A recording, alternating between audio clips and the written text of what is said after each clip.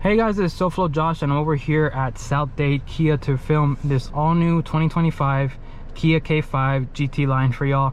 With that being said, let's go ahead and get out to the exterior and let's talk about the overall design changes they've done for this model.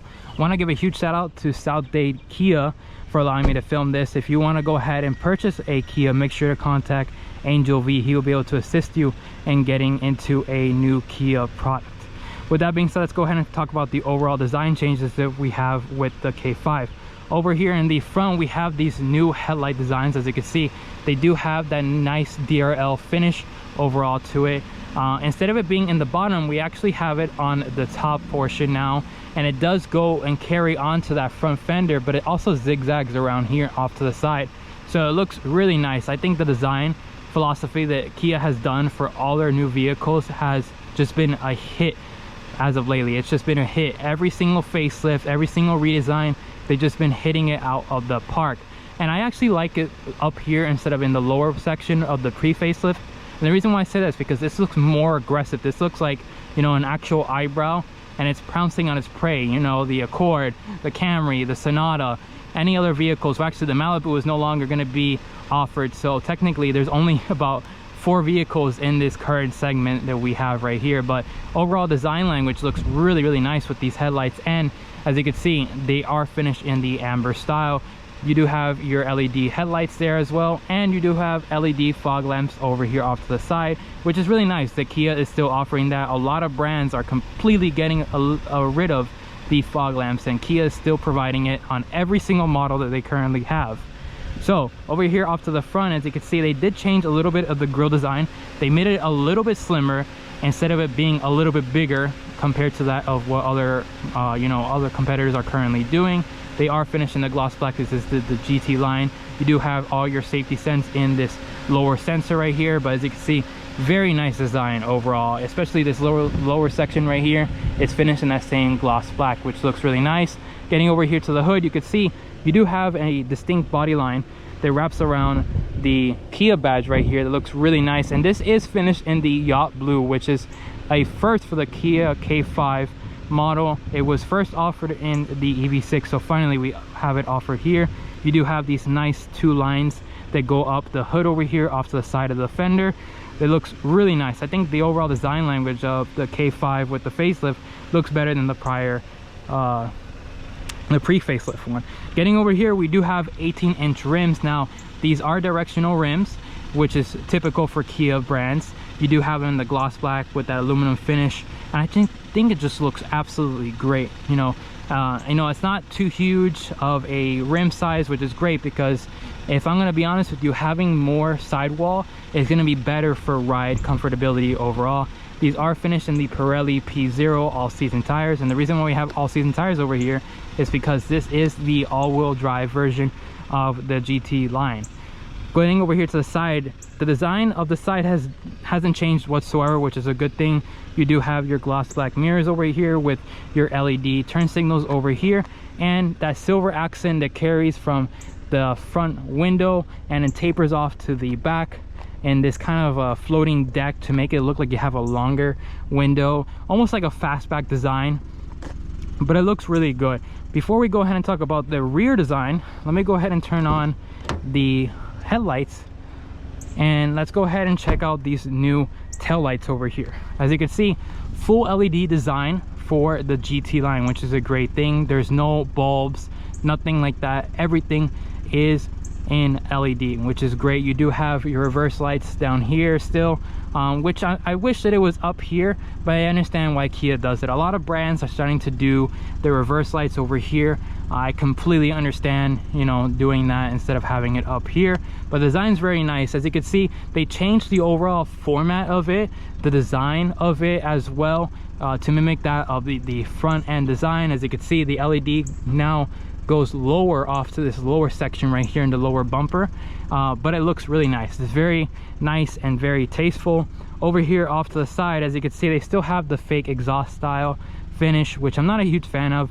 I wish they just kind of like eliminated that, but it is the GT line, so I kind of understand what they were trying to do. You do have a nice rear diffuser over here, which is kind of surprising because usually models like this, the lesser performance one that is like a sporty trim level, they don't have this diffuser finish. Especially the GT model does come with the lower diffuser and it has quad exhaust tips, but the best thing is now we have a rear diffuser, and you do also have your exhaust tip off to the right side over here.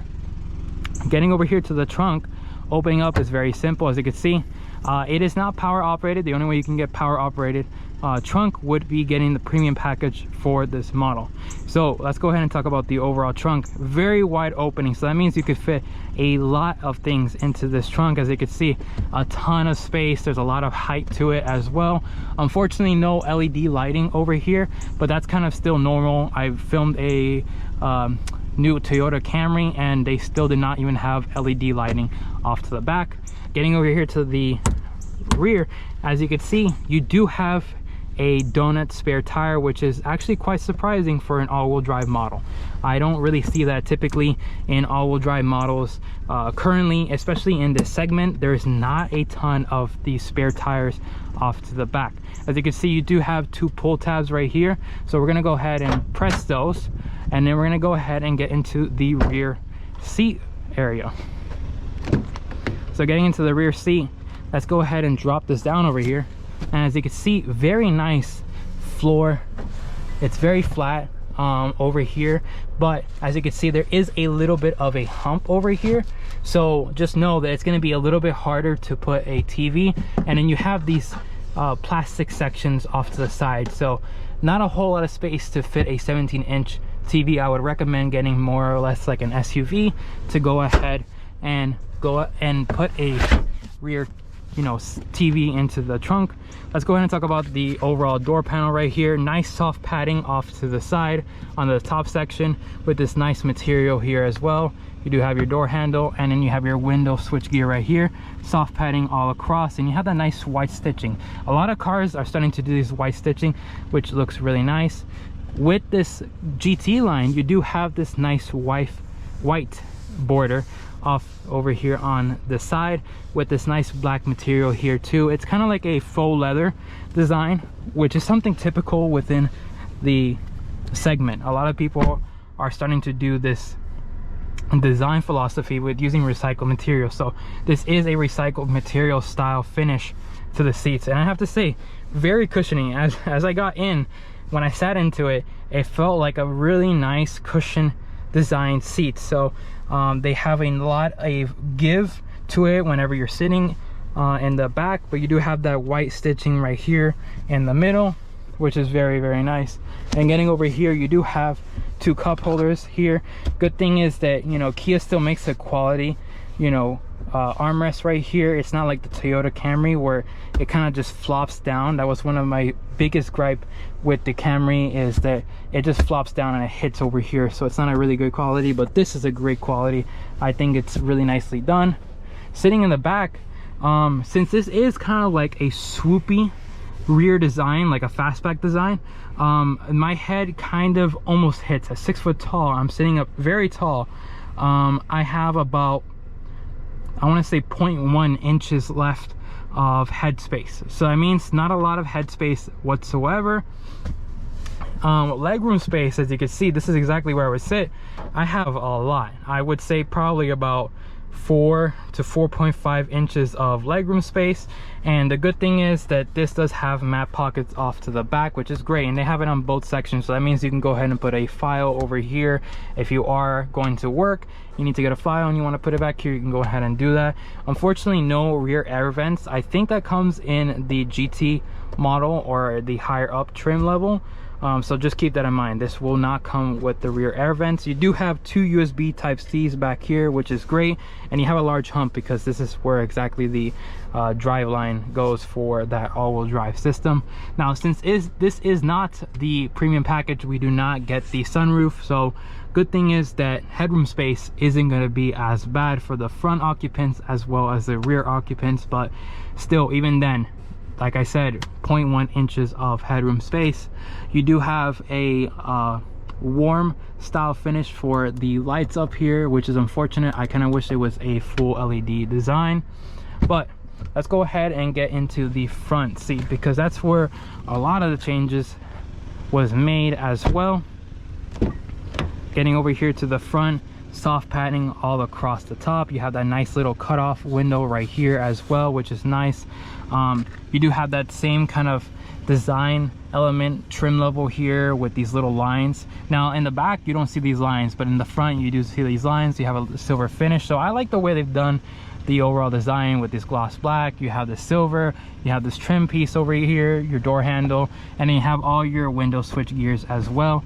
This little handle here, you can go ahead and use it kind of to like pull in the door, but I wouldn't recommend this because this could over time wear it. Just use this grab handle right here. Getting inside is very easy actually for a person who's 6 foot tall.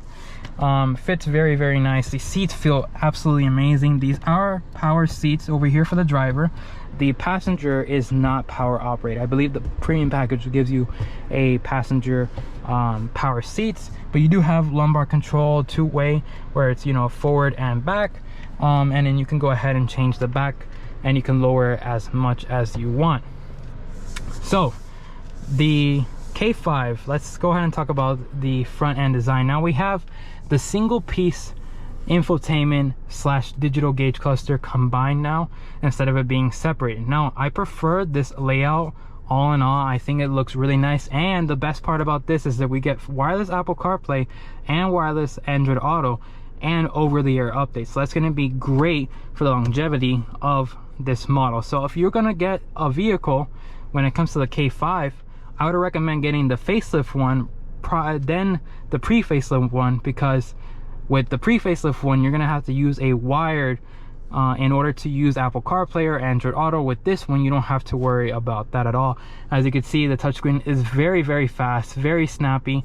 Overall, you do have your maps over here, which the great thing is that you don't have to pay a subscription, unlike some brands that you have to pay a subscription in order to use their navigation. Now I understand why some brands are doing it, because you know there is Apple CarPlay, and that's one of the main gripes that, you know, Apple CarPlay has taken over the industry as well as Android Auto. So what's the point? But luckily with, you know, Kia, you don't have to pay a subscription. As you can see, everything is here. Best part is as well, you do have your climate control down here, and it is actual buttons, but it is hidden in a display section over here, so you can go ahead and increase the fan speed up to 8. And it's actually really hot over here. It's currently 89 degrees. You can go ahead and sync. It is a dual zone climate control, so you can go ahead and change it for the passenger and the driver.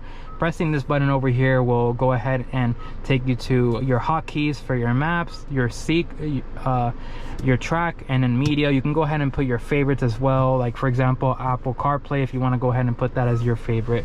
But yeah, everything is just embedded in this little section right here. I think this is a 4.1 inch display here, if I'm not mistaken, but yeah, very nice. This, by the way, is 12.3. Both of these are 12.3 inch gauge clusters. As you can see, the whole entire dash design has changed because of this new screen layout over here. So we get this nice new trim level that we see on the door panel as well, which is very nice. You have a nice steering wheel over here with the GT line on the bottom. Let's go ahead and lower that fan speed, because I know you guys are probably hearing that in the video. But you have all your control systems over here. You do have your, you could go ahead and drive the vehicle, and it will, you could go ahead and take your hands off the steering wheel and it will turn corners. Now I would say you should go ahead and use that primarily when you are driving on the highway, more so than driving you know, in city traffic. It's not the best thing to do. But as you can see, you can go ahead and control your volume control over here off to the side. You can make phone calls, press on that. Cruise control is all laid out here, which is great. You do have your windshield wiper you know, indicator right here as well off to the side. Really nice. I like the way that Kia has laid out everything. You do have a new shifter over here. Let's go ahead and put it into reverse.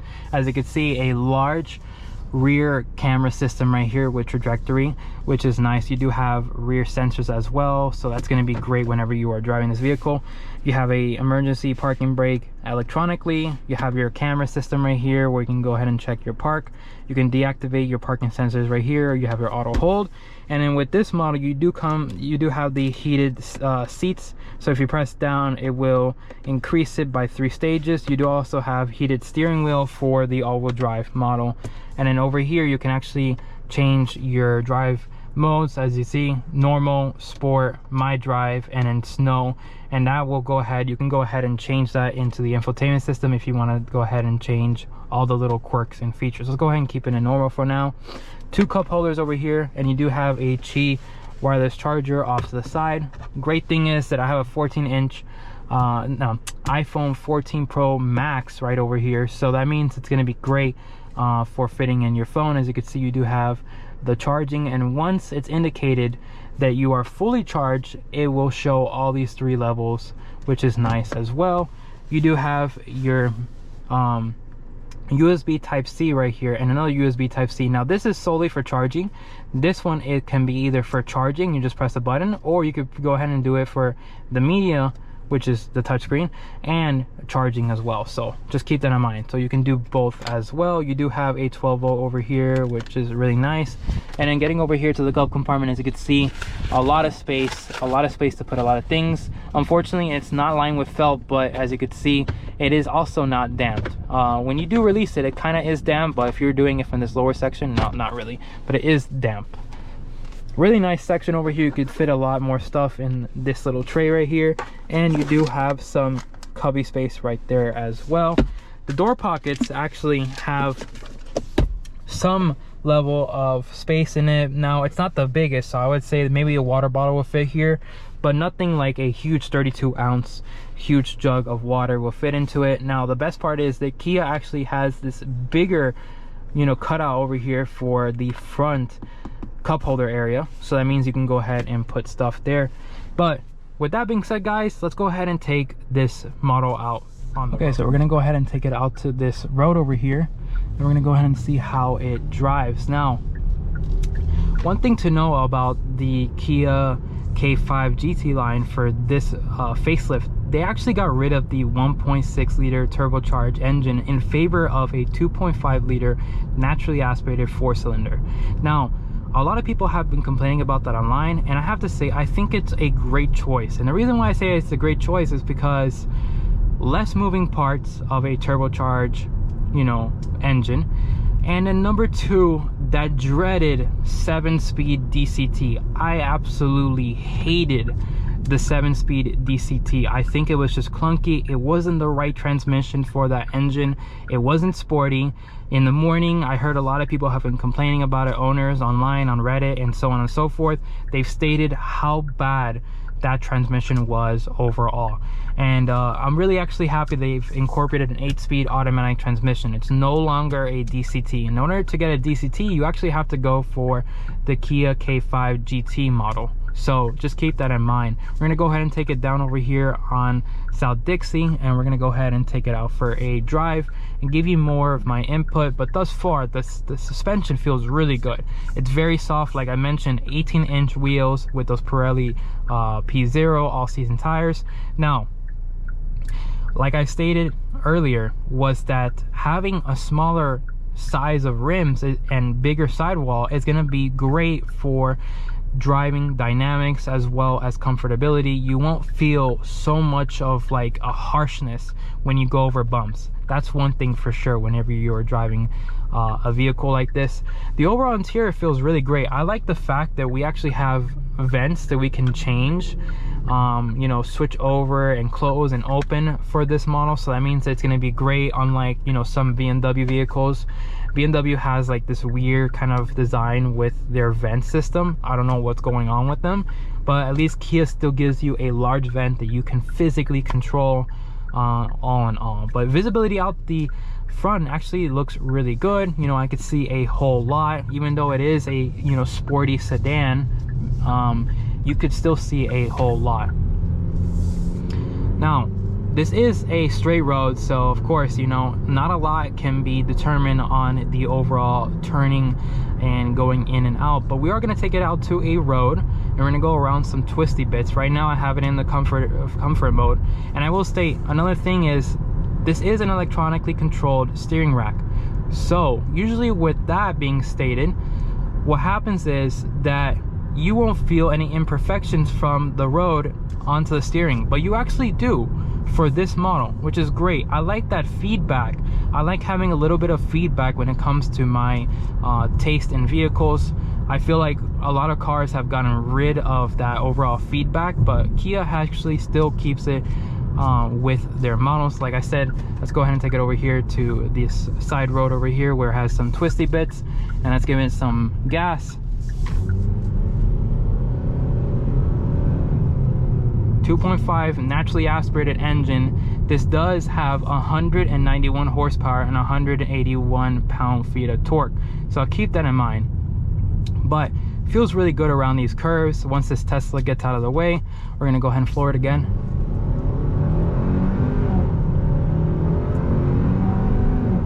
Ooh, it feels really good around these twisty bits. Not too bad at all, and that all-wheel drive system feels really good. You actually kind of get a little bit of a, you know, jaunt or a little bit of a, you know, push whenever you are pressing on the accelerator. I pressed it all the way down and actually hit the kickstand. Good thing is the pedals for Kia products, they still have that little kickstand where you can go ahead and hit it, kind of like a sporty style finish, and I actually really like that.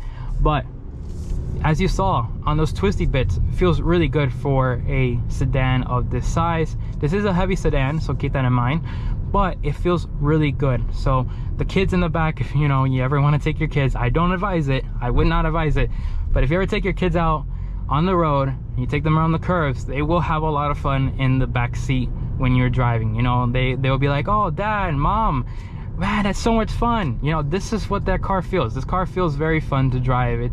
It's a very nice, comfortable mid-size sedan, and I'm really happy that Kia is still offering this vehicle in their current lineup. With that being said, let's go ahead and get back to where I was filming, and let's go ahead and call it a day and give you guys my final take on the vehicle. So now we're back over here at the park, and let's go ahead and get out to the exterior and give you my final impressions of the 2025 Kia K5 GT line.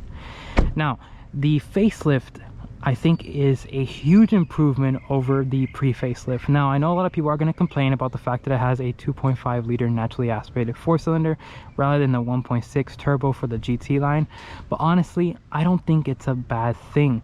You have less moving parts, you have an 8-speed automatic transmission instead of the 7-speed DCT, and I think the overall design language has just been a huge hit out of the park for Kia for this model. I love these new headlight designs with that DRL that's finished in that amber style. You have these new nice 18-inch rims over here finished in the Pirelli P0s.